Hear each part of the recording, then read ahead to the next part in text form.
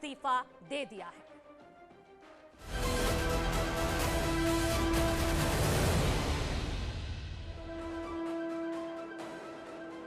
जेवर international airport की PM Modi ने रखी नींव, कहा दिल्ली एनसीआर और पश्चिमी यूपी के करोड़ों लोगों को होगा फायदा।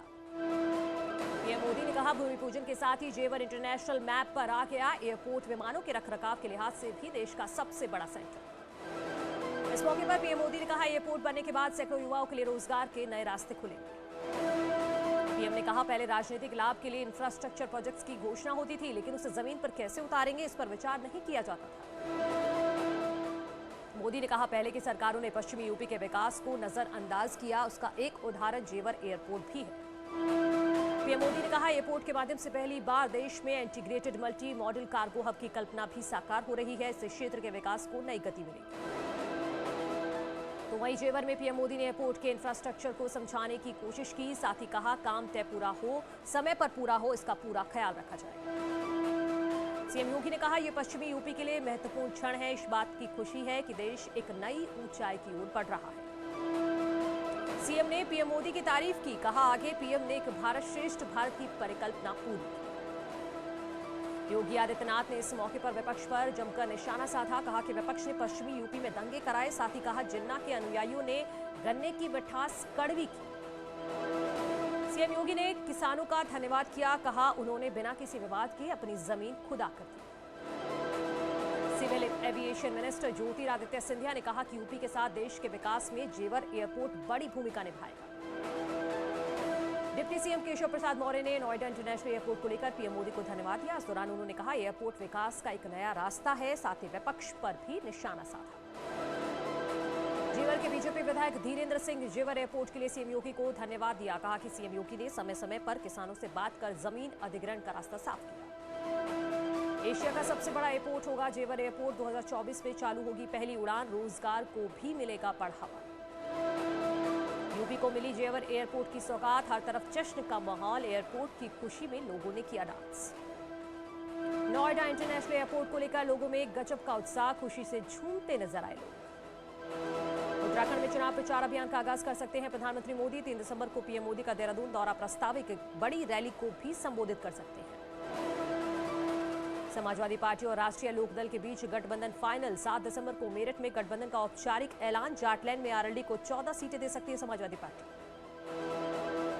राष्ट्रपति रामनाथ कोविंद 2 दिन के दौरे पर 28 और 29 नवंबर को हरिद्वार में रहेंगे। पतंजलि विश्वविद्यालय के दीक्षांत समारोह में शामिल होंगे। उत्तराखंड विधानसभा चुनाव को लेकर महंगाई के मुद्दे पर कांग्रेस की सरकार को घेरने की कोशिश, पूर्व मुख्यमंत्री हरीश रावत विधानसभाओं में लगातार निकाल रहे पदयात्रा। उत्तराखंड इलेक्शन वॉच एडीआर ने मेरा वोट मेरा उत्तराखंड नाम से चलाया जा रहा है अभियान। साफ सुथरे उम्मीदवारों को चुनने को लेकर जनता को जागरूक किया जा रहा है। टिहरी झील वोटिंग पॉइंट को पर्यटकों के लिए और बेहतर बनाने के लिए 13 डिस्ट्रिक्ट 13 डेस्टिनेशन के तहत डेवलप किया जाएगा। 50 लाख की लागत से टिहरी झील वोटिंग पॉइंट को पहाड़ी थीम से डेवलप किया जाएगा। ऋषिकेश के देवस्थानम बोर्ड के कार्यालय में पुरोहितों से बातचीत की जा रही है। मुलाकात के बाद बोर्ड के सदस्य रिपोर्ट बनाकर सरकार को सौंपेंगे। रामपुर में बेकाबू टेम्पू पेड़ से टकराया, कई लोग घायल, हादसे में ड्राइवर की मौत।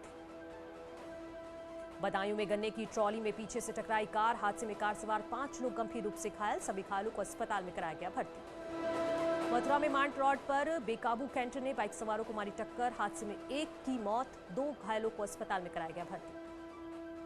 हरदोई में हाईवे पर मछलियां लेकर जा रही पिकअप पलटी, सड़क पर मछलियों को लूटते नजर आए लोग। अलीगढ़ में राज्य मंत्री ठाकुर रघुराज सिंह ने विवादित बयान दिया, कहा भगवान ने मुझे मौका दिया तो देश के सारे मदरसे बंद कर दो। आगरा में एक मंदिर पर कब्जे का आरोप लगाते हुए राष्ट्रीय हिंदू परिषद ने कलेक्ट्रेट पर जमकर प्रदर्शन किया, प्रशासन को मंदिर मामले में ज्ञापन भी सौंपा। अमरोहा में कांग्रेस कार्यकर्ताओं ने बढ़ती महंगाई को लेकर अनोखा विरोध प्रदर्शन किया, सब्जी हाथों में लेकर कार्यकर्ताओं ने शहर की गलियों में घूमकर विरोध जताया। बरेली में जमीनी विवाद को लेकर 2 पक्ष आपस में भिड़े, दबंग ने फायरिंग करते हुए कई लोगों को पीटा, दोनों पक्ष के कई लोग घायल। शाहजहांपुर की एसओजी और पुलिस की संयुक्त टीम ने 1 करोड़ 50 लाख रुपए की अफीम के साथ 3 तस्करों को पकड़ा। इनके पास से 1.5 किलो से ज्यादा अफीम बरामद की गई। बांदा में रामलीला देखते वक्त आपस में भिड़े 2 पक्ष, बढ़ते विवाद में हुई फायरिंग से एक युवक को लगी गोली, गंभीर हालत में अस्पताल में इलाज जारी। देवरिया में शहरी प्रधानमंत्री आवास योजना को लेकर अधिकारियों की लापरवाही आई सामने, दूसरी किश्त जमा न होने की वजह से सड़क पर सोने को मजबूर। मनीष गुप्ता मर्डर केस की जांच कर रही सीबीआई टीम ने मनीष के 3 दोस्तों के बयान दर्ज किए। वारदात के वक्त तीनों मनीष गुप्ता के साथ होटल के कमरे में थे।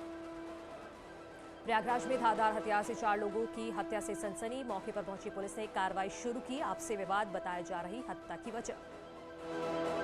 पीलीभीत में पुलिस और आबकारी विभाग ने बिलसंडा के कई गांवों में छापेमारी कर 40 लीटर शराब और 500 ग्राम लहन को नष्ट किया। 5 लोगों को मौके से गिरफ्तार किया गया।